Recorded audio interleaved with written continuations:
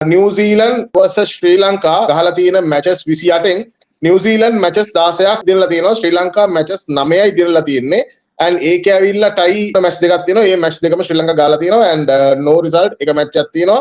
and especially in world cups ගත්තම ශ්‍රී Lanka matches 4ක් දිනලා තියෙනවා නිව්සීලන්ඩ් මැචස් 2යි දිනලා තියෙන්නේ ඒකේ එක මැච් එකක් ටයි වෙලා තියෙනවා ඒ ටයි වුණ මැච් එක ශ්‍රී ලංකා තමයි දිනලා තියෙන්නේ and ආර් ප්‍රේමදාස ස්ටේඩියම් එක කියලා ගත්තම ශ්‍රී ලංකා මැචස් 34ක් සෙල්ලම් කරලා තියෙනවා unfortunately අපි මැචස් 9යි තාම දිනලා තියෙන්නේ පෙරදිලා තියෙනවා matches 25ක් and New Zealand including the last match New Zealand Pakistan wash out එකත් එක්ක යාලා මැචස් 3ක් සෙල්ලම් කරලා මැචස් දෙකක් දිනලා තියෙනවා එකක් ඒ කියන්නේ wash out වෙලා තියෙනවා so 100% win rate R Premadasa stadium එක ගත්තම in total T20 matches 61ක් සෙල්ලම් කරලා බැට් ෆස්ට් කරපු ටීම් එක දෙන්නලා තියෙනවා 27ක් චේස් කරන ටීම් එක දෙන්නලා තියෙනවා මැචස් 36ක්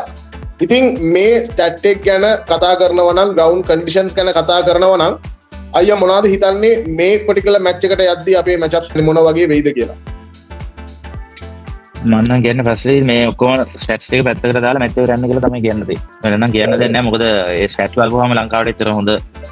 සත්‍යයක් නෑ ඉතින් ඒකින්ද මේ ස්ටැට්ස් බලලා යන්න හොඳ නෑ අපි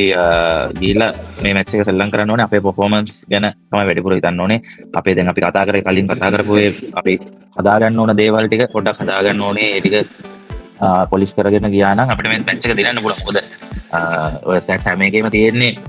වැඩි ප්‍රතිශතය අනිත් පැත්තට තිබ්බට අපි මැච් දිනලා තියෙනවා ඉතින් ඒ කියන්නේ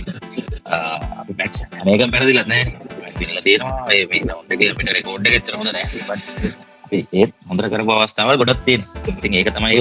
ඒ පොසිටිවිටි අරගෙන මේ හොඳට කරපු අවස්ථාවක් හොඳට කරන අවස්ථාවක් වෙන්න කියලා ප්‍රාර්ථනා කරගෙන යන්න තියෙන්නේ and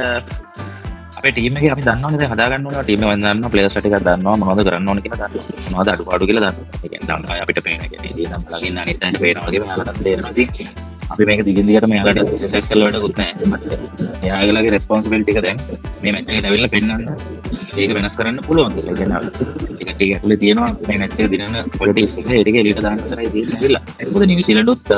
ලංකාවේ යන ඒකාරයකට සෙල්ලම් කරලා නැහැ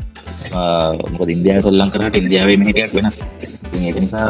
එහෙම හිතන තරම් ලේසි වෙයි කියලා මම හිතන්නේ නැහැ නිව්සීලන්ඩ් කරන්න යනකොට ඒක පාට ආපෙම දැසගේ මැච් එකේ ඒක ගැනත් හිතලා දැන් අපිට ඕන තරම් එක්ස්පීරියන්ස් දැන් අපිට තියෙනවා මේ ග්‍රවුන්ඩ් එක අපි සෙල්ලම් කරා දිගට